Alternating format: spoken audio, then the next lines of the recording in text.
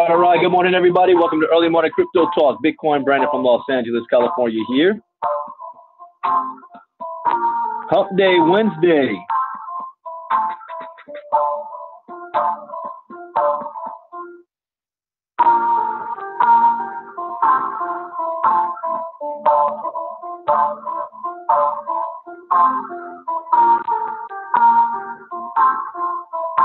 Now I got people blowing me up. Right as it's crypto talk time. Go ahead and type in the chat box where you're listening in from and your name. I see we have on Bethany Gibbs from Seattle, Shane West from Chicago, Tommy, I think that's from Tio, I think that's Toronto, Nafus, Laurel, Maryland, Nicholas from Sweden, Patricia from Hawaii. I'm by Chantal from Belgium. I do not think I've had anybody from Belgium listening that knowingly that I've known about. So welcome all the way from Belgium. Gina Mohammed, welcome. Rohan from Atlanta. Lorna Vasquez. Eldridge. As a disclaimer, I am not a licensed financial advisor to be giving financial advice. I read the news, give my opinion, share a suggestion, and it is up to you to make an informed, intelligent decision on which direction you want to move into. There's 4 rules I live by in the crypto space to have success. Rule number 1, education is key. Education is everything. Rule number 2, never invest money that you cannot afford to lose. Rule number 3, always get your return on investment back as fast as possible. And rule number 4, where do you see yourself in 3 months, 6 months, a year from now? What are you willing to do to make that happen? What vehicle of choice are you using? KGX? Make a decision, take action, remain focused, and do not get distracted. There's so many things out there in this space that can distract you. You have limited resources. Now, this is not going to guarantee you success, but it will at least minimize your risk. And that, ladies and gentlemen, is the most that we can ask for. So let me get this turned on for screen sharing. Got 4 articles I'm going to cover this morning.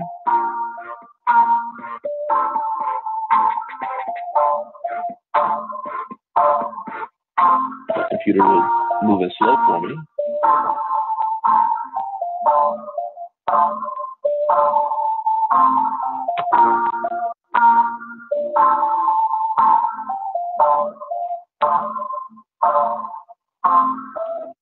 All right, let's see here. First up, how's the market performing today? Let's see, I see total market cap at 121 billion, so it's lost a little bit. It slid a little bit since last night. Bitcoin dominance is at 52.4%. Bitcoin right now is at 36.52, negative 6% over the a negative 0.6% over the last 24 hours. Ripple is mixer green and red. The market's flatlined right now. Let's see, best performers over the last 24 hours. Good morning, Court and Linda. Eternity is up 25%, but starting to come down a bit. Power Ledger, 24%. Wax, Augur, Loopring. So the altcoins, and I mean the little known altcoins, have double-digit green last 24 hours. Aux, Tezos, Cardano. Cardano's only the really top coin that is in the positive at 3.33%. Worst performers last 24 hours. Dentacoin, 19%. Factum, Chainlink, any top coins. Ethereum, negative 3.45%. Electronium, negative 3.39%. So I see basically a flat line on the market right now. Let's look at some news. And I've been covering this lately. Different experts and analysts saying, are we in for a recession? Are we not in for a recession? And it's across the board. So here's a new one today. We've got banks warn of impending 1930s type catastrophe as no deal Brexit looms. Brexit was the United Kingdom pulling away from the European Union. And wasn't it just yesterday, I read an article where one bank said, there is no recession, at least for the next 5 years. And actually, I think that was the Federal Reserve. The Fed Reserve said that. No recession for at least the next 5 years. All good.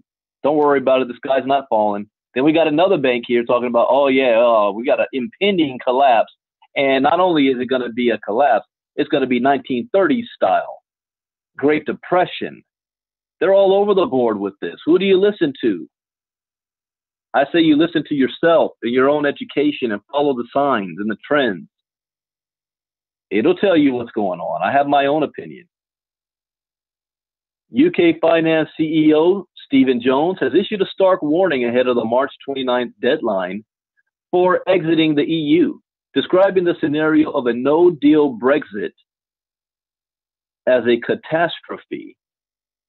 Admittedly, I am not familiar with the details of Brexit. I have not followed that. Last time I looked at that closely, I was in London last year, April or so last year, and it was all over the place. But since then, I haven't paid any attention to it.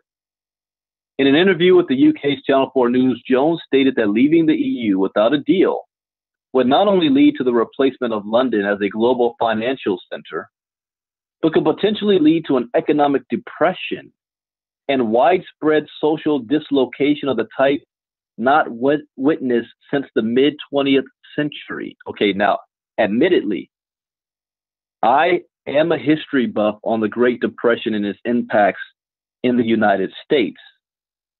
I do not have detailed historical knowledge of the impact of the Great Depression around the world. Like, how did that impact the UK, Europe, Asia? Because during those times, the global market wasn't as intertwined as it is now, but it was still connected.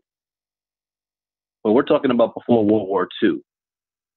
So the world wasn't on the US dollar rate at that time. Dollar wasn't king yet. Coming from the head of an organization which acts as a collective voice for the UK's banking and finance industry with over 250 members across the country, the warning is the latest in a series of grim predictions about the potential consequences of the UK leaving the world's largest free trade area without a trade deal. According to Jones, a no-deal Brexit will have the twofold effect of undermining the UK's position as a global financial center, as well as wreaking real havoc on the economic and societal fabric of the country. He said, a no-deal Brexit on March 29th, where we crash out of the European Union, is a catastrophe. It's a social catastrophe. It's an economic catastrophe. I don't wish to be labeled a doom monger, but if our economy contracts by 10%, that's 1930s style contraction. That is a massive increase in credit card losses, mortgage losses, vehicle loan losses. This is about jobs. This is about people not being able to pay their mortgages, not being able to pay back their loans. And that's really bad news. And it's an outcome we can avoid. You know, one thing that I was good at as a kid was playing, I don't know if it's a game, but I used to love putting puzzles together. You know, the puzzle boxes where you got the picture of whatever the puzzle is on the box. Then you got all the pieces and you got to put them together. And if you just look at it from one piece at a time, it doesn't seem that big of a deal. But once all of them are put together, you see the masterpiece. I am good at putting puzzles together and connecting the dots. And what I am seeing around the world is different things happening individually. If you look at it from a micro level, what's happening in the United States, what's happening in Iran, what's happening in India, Japan, China, Russia, Venezuela, Africa, Canada, Europe. It seems independent.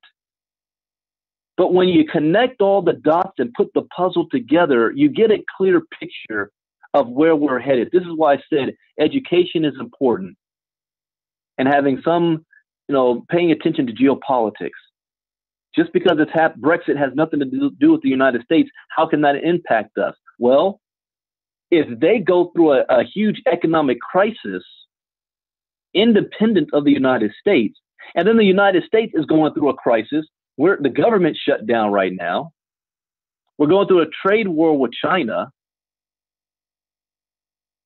and then you got Russia and Iran and India and China looking to get rid of the US dollar and do trade with other currency. Doesn't even need to be Bitcoin. You've got the IMF talking about it's about time we get away from the dollar as the world's reserve currency. When you've got JP Morgan Chase saying that there's an 80% chance that the United States will be in a recession in the next 3 years. When you have Donald Trump's re-election campaign talking about preparing for 2020 presidential run in the middle of a recession for the first time in modern history for a president. When you have Donald Trump making hints that he wants to pull out of NATO,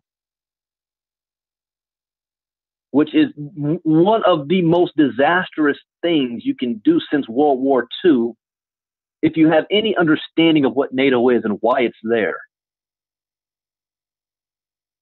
We had two major world wars within 20 years of each other where multiple millions, we're talking 30, 40, 50 million people around the planet died in war. NATO has prevented that over the last 70 years. And all the things that's happening right now, it doesn't matter, again, if you agree or not, there is consequences and results. It's factual. The blowback from whichever decision we make, this is the result of those decisions. We got to live with the result. So when people ask what my opinion is, I'm just putting together the pieces of the puzzle. So I'm looking at, all right, look at what the UK's talking about, a Great Depression that has nothing to do with the United States. But look at the timing of this. At the same time as the United States is preparing for its greatest recession since the Great Depression. Explaining the projected impact on the UK's financial industry, he went on to state that regardless of whether a Brexit occurs with a deal or no deal, the days of London as Europe's financial nerve center are over. Wow. Wow. They didn't have to do that.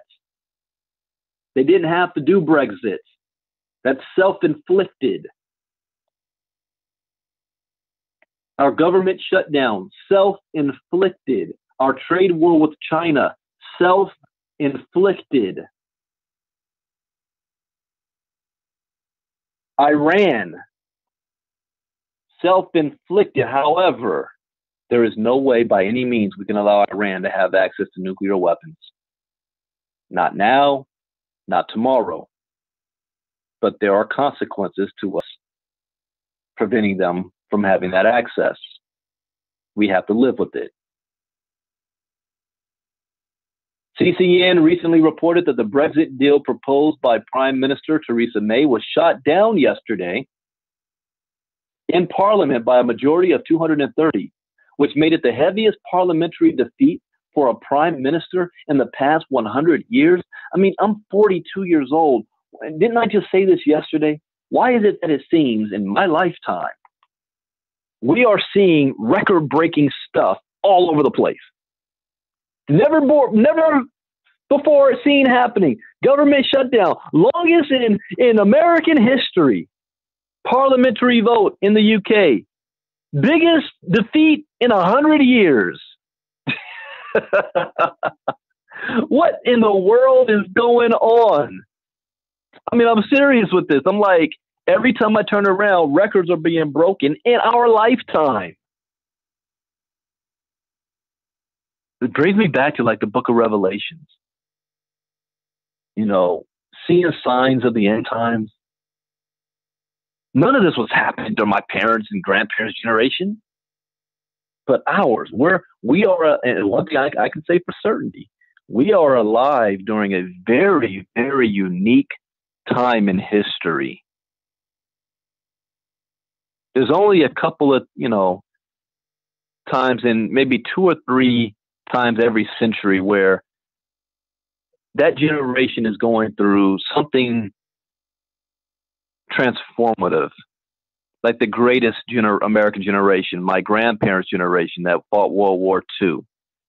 Then you look at their grandparents' generation that brought in the Industrial Revolution in the United States at the turn of the century.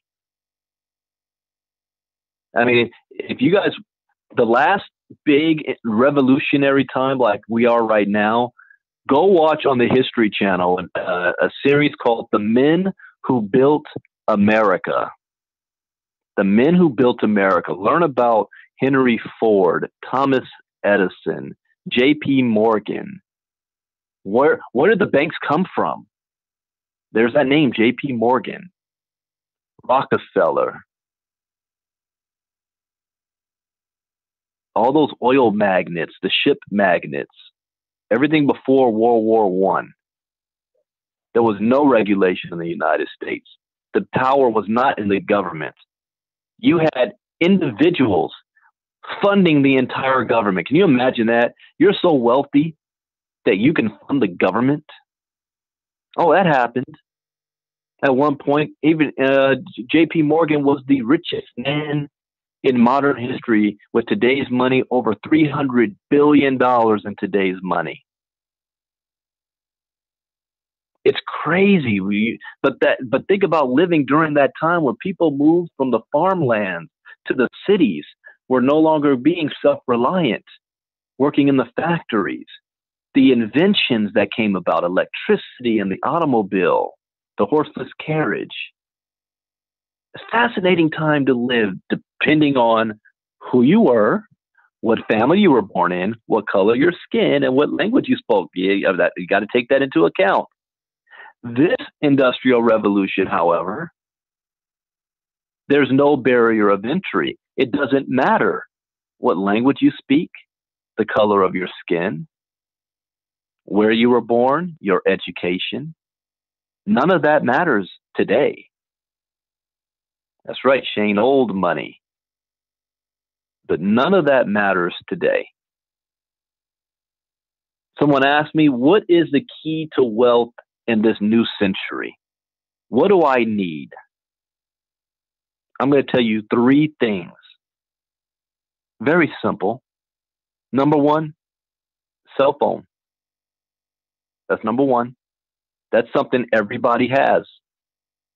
I like to say, I drove Diana in LA through Skid Row, downtown LA, with all the homeless people. And guess what? All of them had cell phones.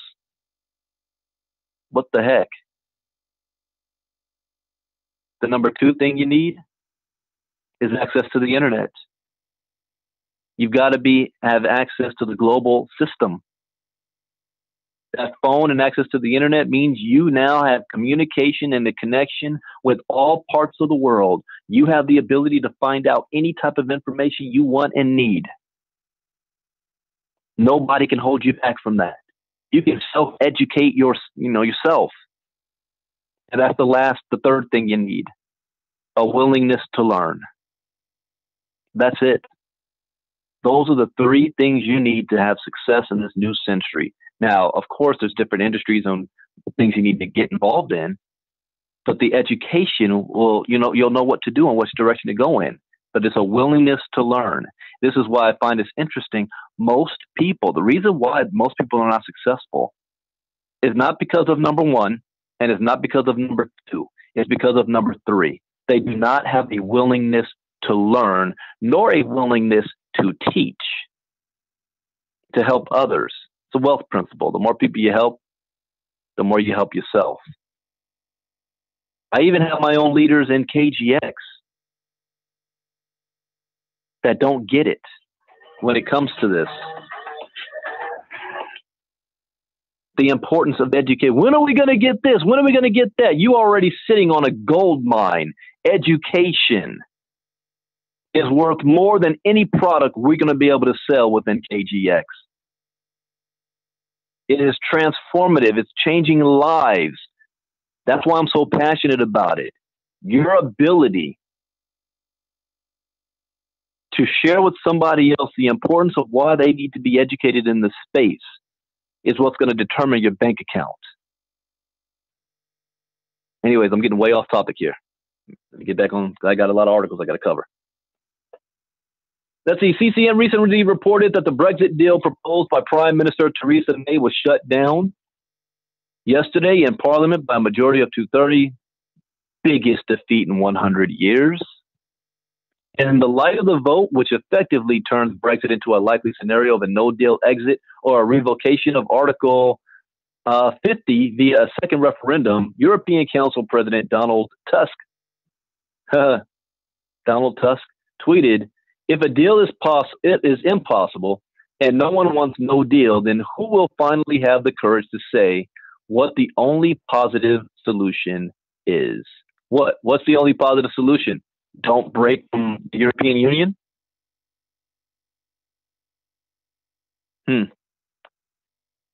Next article up. Let's see. I forgot what order I wanted to go. Here we go. U.S. Bitcoin investors lost $1.7 billion in 2018. 61% are unaware that they can claim a tax deduction. Yes, you can claim a tax deduction. However, if you did not report that you actually earned Bitcoin, don't try to claim that you lost. You're setting yourself up. That's just a disclaimer I'm saying there, but let's read what this is about, because we are in tax season. According to a report from Credit Karma, U.S. Bitcoin investors who decided to exit the Bitcoin market lost $1.7 billion. Unrealized losses belonging to those who didn't sell account for $5.7 billion. Credit Karma GM Chawla believes many Americans don't know they can qualify for a crypto tax reduction as a result of their losses. Even though those who sold their Bitcoin at a loss can typically claim a tax deduction, we found that before taking our survey, 61% of respondents who lost money on Bitcoin didn't actually realize they could get a tax deduction for Bitcoin losses. A U.S. citizen who locks in their crypto losses could claim up to $3,000. Hear that? Anything over that amount can be carried over to next year's tax returns, offsetting potential tax gains. If you okay, this is my third year. I bought Bitcoin for the first time in 2016. Then we had 2017. I reported my taxes from 2017 on my 2018 tax returns. 2018, this tax return, I'm going to report it again. So yeah, I'm going to claim some losses, but I have a history of reporting it on my tax return. If you have no history and you're going to attempt to claim a tax deduction, you're risking yourself an audit. Just saying. Many Bitcoin investors and traders don't know that selling Bitcoin could be considered a taxable event. While most people are aware of the potential ramifications of underreporting income, what many don't know is that not reporting losses could result in missing out on valuable deductions. With crypto investors suffering losses throughout 2018 as prices fell by up to 90%, this seems fairly important.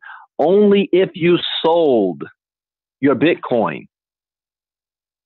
Now, you know what we're going to get back into? Is it a security? Is it a commodity? See, it's like, okay, I bought a $600,000 home, and in 2018 it lost value. Now the home was only worth $300,000. Did I lose money? Can I claim that loss as a tax loss? No, because you didn't sell the home. But what about Bitcoin? I bought Bitcoin at 17,000. Now it's only worth 3,000. I lost money. Did you sell your Bitcoin at 3,000? No, I'm still holding my Bitcoin.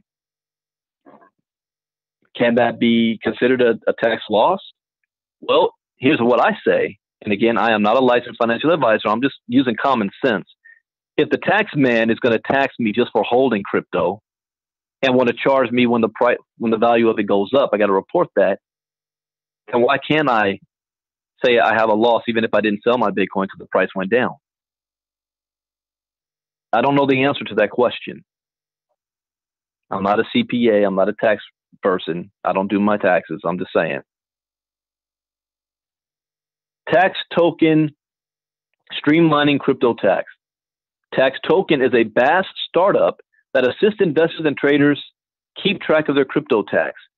Incorporating blockchain technology and artificial intelligence, Tax Token can automate the crypto tax filing process. This means quick, easy, and mistake-free crypto tax filing. Oh, that's interesting. I'll open up that link for future use. Tax Token co-founder Nathan Nichols recognizes the issues many people have had when dealing with crypto tax. Tax Token was founded on one principle. It shouldn't be difficult to file your cryptocurrency taxes. Tax Token is humbled and excited to officially launch our cryptocurrency accounting software and play our role in developing the blockchain ecosystem. By automatically syncing with users' exchanges and wallets,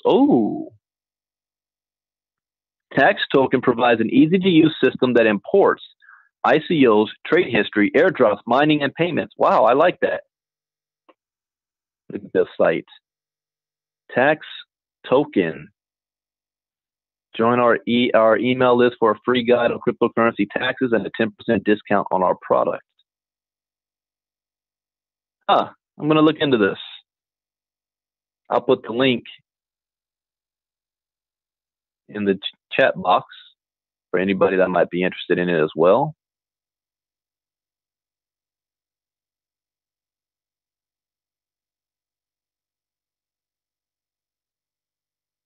All right.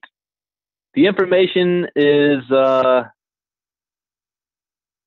see, Tax Token, blah, blah, blah. By automatically syncing, the information is then available on an easy-to-read dashboard that offers users a complete review of their transactions, which are available for download. The Credit Karma report suggests that investors who are made aware that they can deduct losses are more likely to take the steps needed to file their crypto tax, even if they lost money. This is a good article. I'm going to post this in our KGS community group later as well. All right, let's see. What's the last two articles? This one. 2019, a year of accumulation for Bitcoin. Recovery by year's end. Okay, I agree with that line there.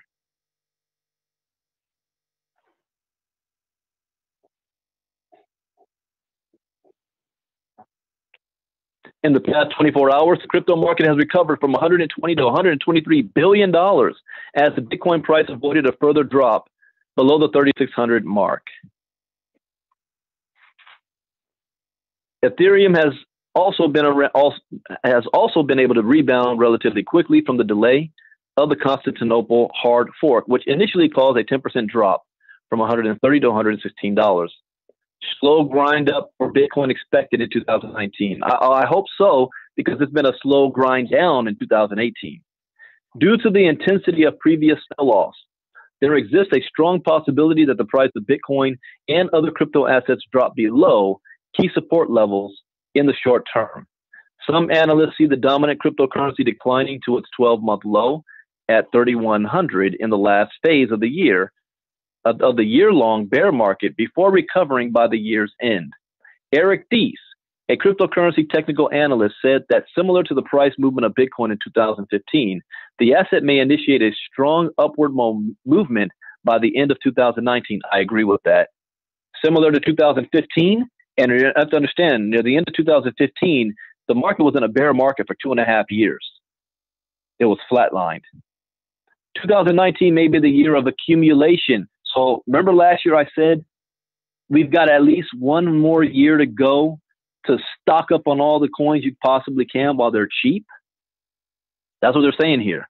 This is the year of accumulation. He said, even if the asset demonstrates wild volatility in the low range of 2,000 to 4,000 in the weeks to come. However, in the upcoming months, a cryptocurrency researcher, Willy Woo, best known for his work at WooBull.com, said that the on-chain volume of Bitcoin remains relatively low to suggest the establishment of a proper bottom. We'll explain that while the steep drop of Bitcoin from 6,000 to 3,122 led to an increase in volume, it did not show any sign of initiation of an accumulation period. He stated, despite the technical setup that suggests bullishness is possible, there's not a lot of chain volume. There's not a lot of on-chain volume to fuel a prolonged up move. What we saw in the last 7 weeks was a spike of on-chain volume driven by volatility. Coins moving to exchanges to trade. The initial volume spike false signaled a faster detox and an earlier end to the bear market, but in fact it was a volatility side effect. The move from 6K to 3K created immense trade volume, but it was in no way a signal that accumulation volume had begun. In other words, here's what that means in layman's terms. Dormant wallets that had been sitting there for a long time but no movement began to move money onto the exchanges. That gave a false sense that new volume was being added. And the only thing that was added, you had more volume to trade on, not new money hitting the market. At the end of the day, this is what matters right here, the market cap. Just to be kind of stable again, this needs to be back up to 300 billion. That's when all hell broke loose, when it was dropping below $10,000 a coin. That needs to be back up to 300 billion. New money coming into the space will rise all the coins. All the coins will rise with it. Has nothing to do with a coin's project, at least not until the breaks have been released by the institutional investors, the people manipulating the market right now, keeping it down. When they take their foot off the brake, then you're going to see natural movement happen. And from what I've heard, the real value of Bitcoin right now is around $14,000 a coin. So it may take Bitcoin and other major assets well over several months to begin showing evidence of accumulation in the crypto exchange market and OTC's trading platform. Until then, most analysts expect a high level of volatility, and there's a lot of money to be made in that volatility. When you know how to trade, you're going to make money whether the market's up or the market's down. It doesn't matter what the price of Bitcoin is. All that matters is the volatility of it. So what will happen to small tokens? As BitMEX CEO Arthur Hayes suggested, tokens and small blockchain networks with weak fundamentals and user bases are likely to struggle throughout 2019. I agree with that. Especially if Bitcoin endures another correction prior to establishing a bottom, perhaps by the end of the second quarter of 2019. Illiquid and low market cap crypto assets could experience a free fall without sell pressure, resulting in large losses against both Bitcoin and the US dollar. All right, last article up. This ties into what I was talking about yesterday. I did a special Facebook Live where I actually turned on the camera to talk about, in 2019, I've got two focuses in the crypto space. One still remains education, and it will always be number one, education. My second focus is on the technological sector of new product and services coming out based on crypto and blockchain.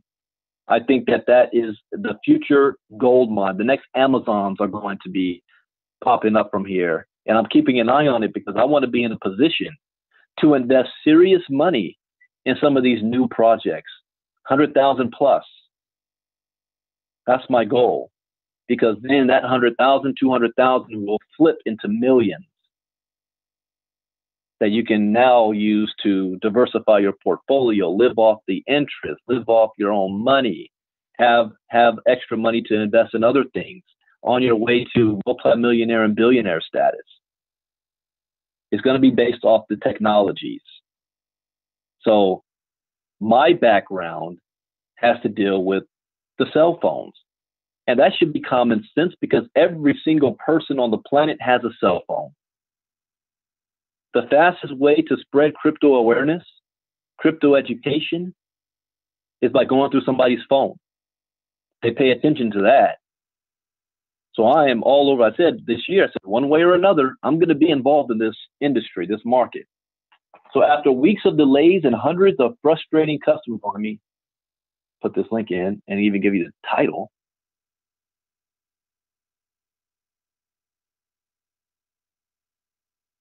So this is a review of HTC's Exodus 1. It's an impressive phone with a basic crypto wallet. So far we've heard about the Finny launching their blockchain phone, which we're looking to bring into KGX.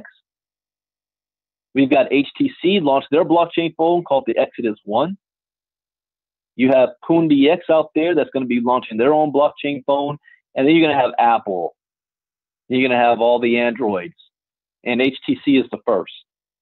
So after weeks of delays and hundreds of frustrated customer messages in its Telegram channel, HTC finally shipped its blockchain phone on January 14th.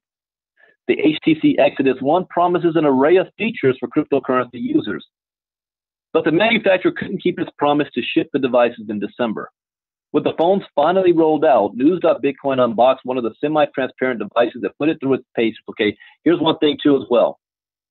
I am only involved in this type of space right now as an experiment, not as completely replacing the current technology. Why? This is the first model, okay? The first model of all this stuff, isn't going to be top notch yet. That's why when I got my SIM card, I didn't port my old number over. I went and got another phone and added a SIM card to it so I can play with it. I can experiment with it. Again, because I know that this is the beginning.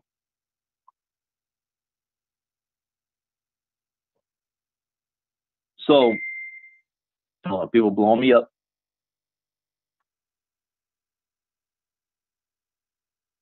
So, if you get involved in this space right now, and I know it's exciting, always do so with the thought in mind that I guarantee there's going to be some type of glitches.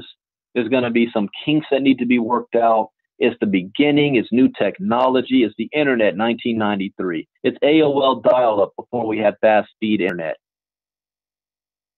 Keep that in mind. So the new Exodus 1 is here. A big phone with grand aspirations. Because the second, third, and fourth versions are going to be much better than these first ones. There is no mistaking the Exodus 1 when it slips out of its protective wrapping and into the palm of your hand. Even if you've hands like baseball mitts, you'll struggle to operate this phone with one paw.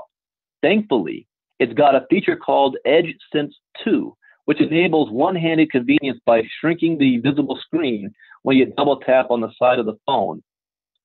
I think my Galaxy does that too. I just never used it. And $750, The Android O-powered Exodus 1 is a phone that's as hard on the pocket as it is on the wallet. Really? I mean, come on now. The iPhone X is $1,000. This is $750. All the Android phones, Galaxies, are on the same amount. People don't buy that up front. They just get a payment plan on it, pay it off in 2 years. For that $750, however, or rather its BTC, LTC, or Ethereum equivalent, you're getting a whole lot of smartphone. While this review will focus on the cryptocurrency elements of the phone, we'll start with the basics. Given that you'll be using the Exodus 1 as a smartphone a lot more than you'll be using it to send or receive crypto, I agree with that, it's imperative that you can abide what it has to offer when compared to flagship Android phones such as the Google Pixel, Samsung Galaxy, and so the Exodus 1's features include 6.0 quad display, 3500 battery, 12 MP plus 16 MP main camera, high quality zoom, 8 MP dual front camera with natural bokeh, 4, I don't even know what that is, audio recording quality, Qualcomm Snapdragon processor, 6 GB RAM, 128 GB storage. That caught my attention. 128 gigs? The Exodus 1 has twice as much internal storage as the Galaxy S9. The same processor and same resolution cameras. The Exodus 1's battery is the same size as the larger S9 Plus and has the same 6 GB of RAM. And while both phones are of similar dimension, Samsung's S9 and X9 Plus are both 1.2 millimeters slimmer than the HTC, however. So this is kind of a fatter phone. Same size, but fatter, but thicker. The Google Pixel 3 only has 4 GB of RAM, a smaller battery, and the same processor as the Exodus 1. All right, Pixel, go sit down somewhere. Nobody's looking at you yet, Google. The Pixel 3 does have some things in its favor, like what? Its main camera, while low resolution, is arguably better than the Exodus 1's. It's slimmer at just 7.9 millimeter. It has an eSIM, which some users may prefer, and runs a newer version of Android. Okay, I'm not playing with Google yet. With the Exodus 1, you're getting a phone that can match Samsung and Google's leading models pound for pound in most areas. Aside from being a little bulkier, there's not much between the handsets performance-wise. The question then is whether the HTC's exclusive feature, a built-in cryptocurrency hardware wallet with the key stored in a secure enclave, justifies choosing the Exodus 1. Take a trip to Zion. Zion is the name of the wallet app that comes preloaded on the Exodus 1. Okay, I do have a problem with that. This is my only skepticism with the blockchain phones is the wallet. I mean, you can use it like a Trezor or a Ledger. My only skepticism is, can it be hacked? Can it be tampered with? Because I'm not traveling with my Trezor or Ledger on me. You leave that at home, you know? You don't want to store all your Bitcoin on a wallet that you're traveling with you everywhere. That's my only hang up with this new technology. I'm more excited not for the phone to be my Bitcoin wallet. I'm excited for the phone to be able to using blockchain technology, making blockchain phone calls, that kind of stuff. That's what interests me, not particularly it being a wallet. I'll use an app for that, like Bread Wallet. All right. So it is beyond the scope of the reviewer to determine whether the secure enclave separated from the rest of the phone's operations, so it's saying it's separated kind of like the Finny, makes Zion more secure than the average crypto wallet app. Theoretically, it's the likeliest answer, though that's probably a matter of the wallet fail team to resolve. The Zion wallet supports Bitcoin, Litecoin, Ethereum, some ERC-721 tokens, and ERC-20 such as BAT. The latter, the native token of the Brave browser, which also comes installed, which means that it can potentially store my green coins. Sending and receiving cryptocurrencies is easy, and the UX is reasonable.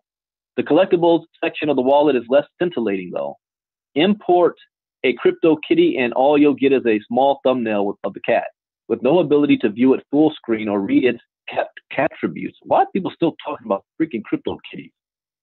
It's all very meh.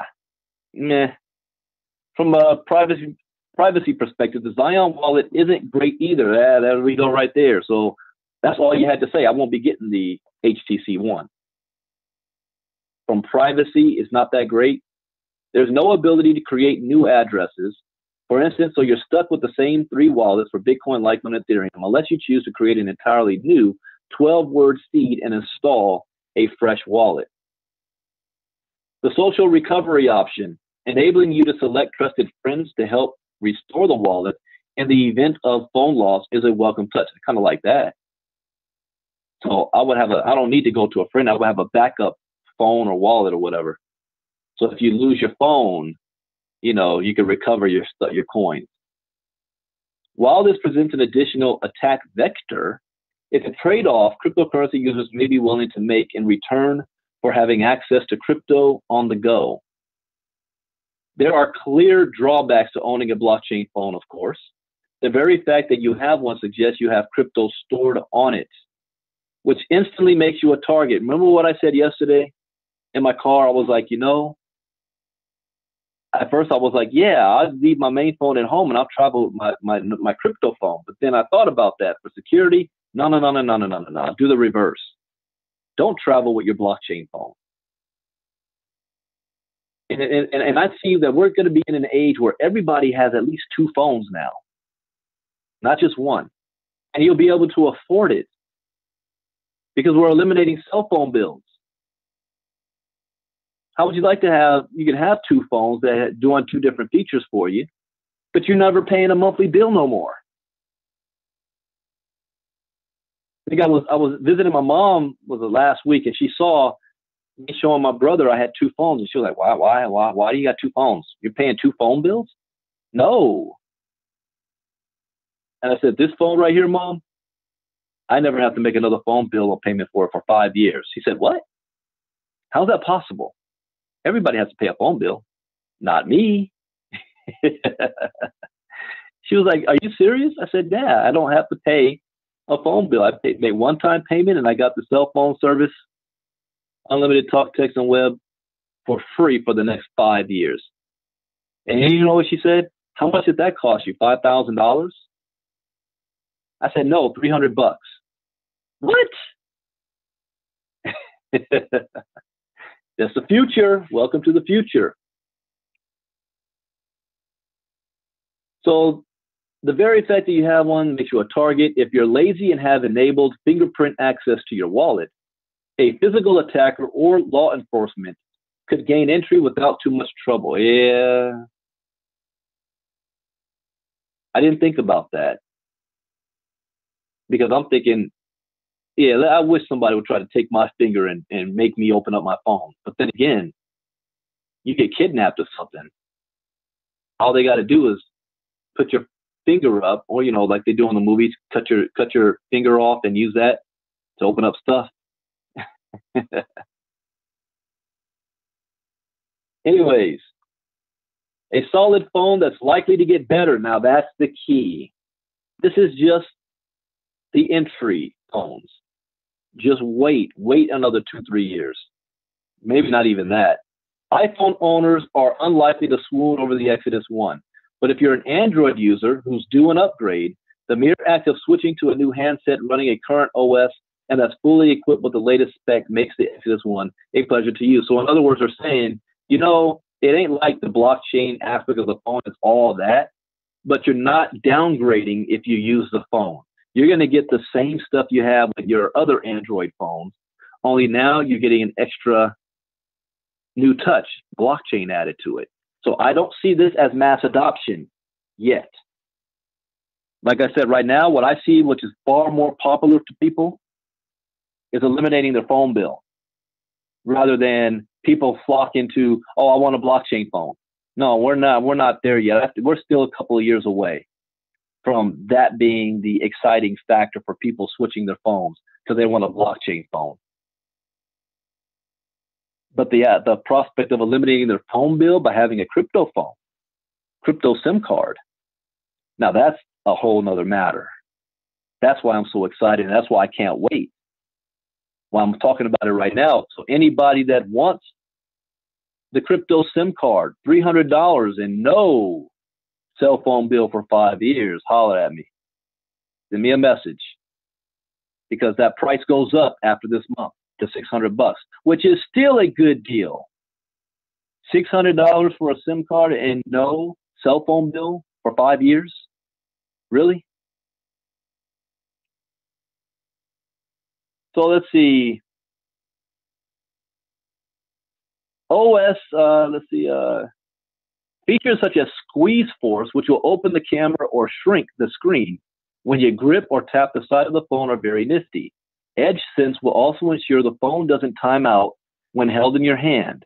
I like that.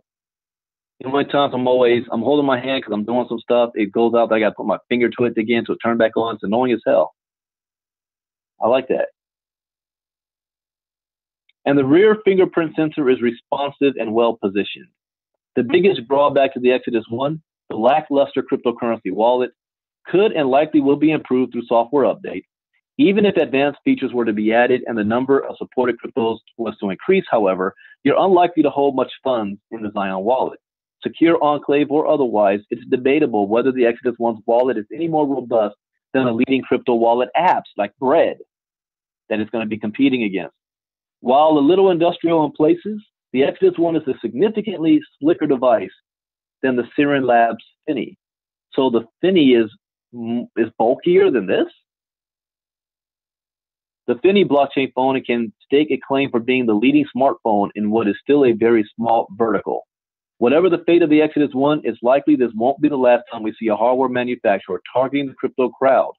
In fact, with Samsung's trademark filing suggesting it's thinking of following suit, blockchain phones could soon go from being niche to the norm. And that's why timing is everything.